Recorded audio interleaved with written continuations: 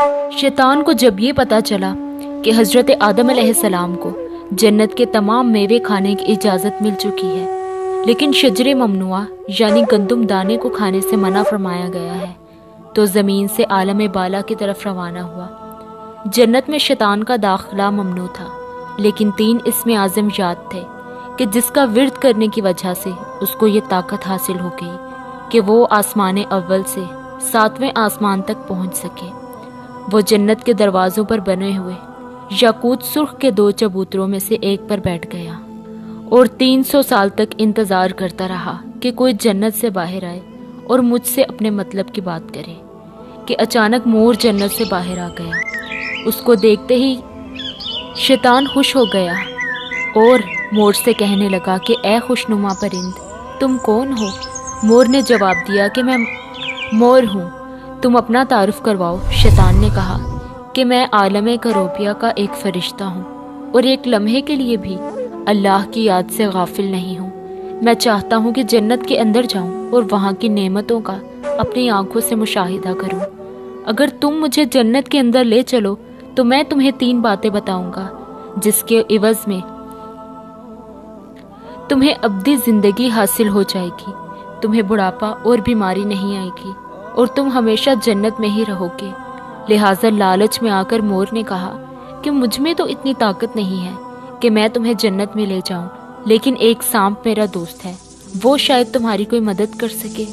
ये कहकर मोर सांप के पास आया और सांप को सारा माजरा सुनाया। सांप भी शैतान की गुफ्तगू से खुश हुआ और उसे अपने मुंह में छुपाकर जन्नत में दाखिल होने में कामयाब हो गया और शजरे ममनुआ के पास पहुंचा दिया। दूसरी जानिब जन्नत के निगाहबानों को फौरन ये इत्तला मिल गई कि शैतान जन्नत में दाखिल हो चुका है। लिहाजा जब निगहबान जन्नत से शैतान को निकालने लगे तो बहुक्म रब्बी अल्लाह ताला ने फरमाया कि इसे अभी जन्नत में ही रहने दो। शायद ये भी हजरत आदम अलैहिस्सलाम का इम्तिहान था या हिकमत खुदावंदी थी।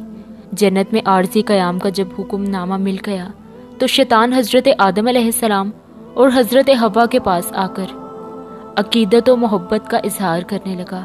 ये दोनों उस लईन को पहचान न सके क्योंकि माजी के मुकाबले में उसकी शक्ल तब्दील हो चुकी थी। उसने हजरत आदम अलैहिस्सलाम से कहा कि मैं चाहता हूँ कि आप हमेशा जन्नत में इसी तरह खुश व खुर्रम ज़िंदगी गुजारते रहें। बस हजरत आदम अलैहिस्सलाम शैतान की बातें सुनकर गहरी सोच में डूब गए। शैतान ने कहा कि अगर आपने मेरी बात पर अमल किया तो यकीनन आपको ताहयात जन्नत की सहूलत हासिल होगी। ये सुनकर वो हुक्म रब्बी से शैतान के बहकावे में आ गए और पूछा कि ये किस तरह से मुमकिन है। बस शैतान ने कहा कि वो गंदुम का दाना अगर आप दोनों चख लें तो आपको अब्दी हयात हासिल हो जाएगी और आप दोनों को कभी मौत ना आएगी और ऐसे ही जन्नत में ही रहेंगे। ये सुनकर हजरत आदम अलैहिस्सलाम के दिल में रुझान पैदा हो गया, लेकिन उनके दिल में अल्लाह की नाफरमानी का खौफ गालिब आ गया, जबकि बीबी हवा शैतान की बातों में आ गई। लिहाजा उनके कहने पर दोनों ने उस शजरे ममनुआ को चख लिया, जिससे दोनों बेलिबास हो गए। बस अल्लाह के हुक्म पर फरिश्तों ने हजरत आदम अलैहिस्सलाम को कोहे सरांदीप यानी श्रीलंका के करीब और बीबी हवा को जद्दा की ज़मीन पर जा उतारा।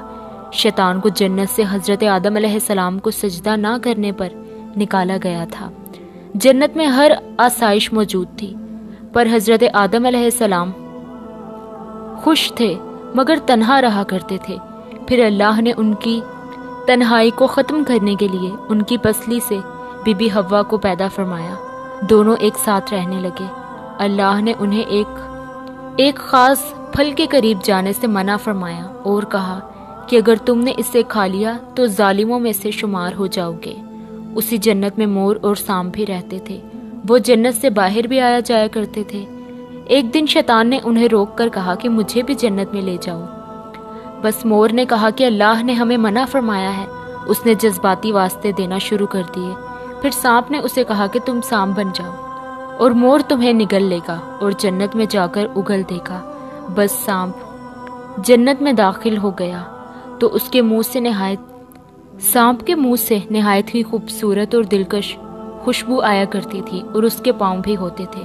और मोर कि जिसे آج کل کی خوبصورتی میں دیکھا جاتا ہے، وہ اپنے اس حسن سے کئی زیادہ گنا خوبصورت اور دلکش تھا۔ اس کے پاؤں اس کے پروں سے بھی زیادہ حسین اور باکمال ہوا کرتے تھے۔ بس مور نے اسے نگل لیا اور جنت میں جا کے شیطان کو اگل لیا۔ بس شیطان جنت میں حضرت آدم علیہ السلام اور حضرت حوا سے ملا اور انہیں اس پھل کے بارے میں بہکانے لگا کہ جس سے اللہ تعالیٰ نے انہیں منع فرمایا تھا۔ ایک مرتبہ حضرت آدم علیہ السلام سو رہے تھے کہ شیطان بی بی حوا کے پاس گیا اور انہیں پھر سے اس پھل کے بارے میں بہکانے لگا۔ بالآخر بی بی حوا اس درخت کی طرف چلی گئیں اور وہ پھل تناول کر لیا۔ جب حضرت آدم علیہ السلام بیدار ہوئے تو اصرار کر کے انہیں بھی پھل کھلا دیا گیا، بس ان کے جسم سے بھی جنت کا لباس غائب ہو گیا۔ تب انہیں بہت شرمندگی محسوس ہوئی اور اللہ سے رو رو کر معافیاں طلب کرنے لگے۔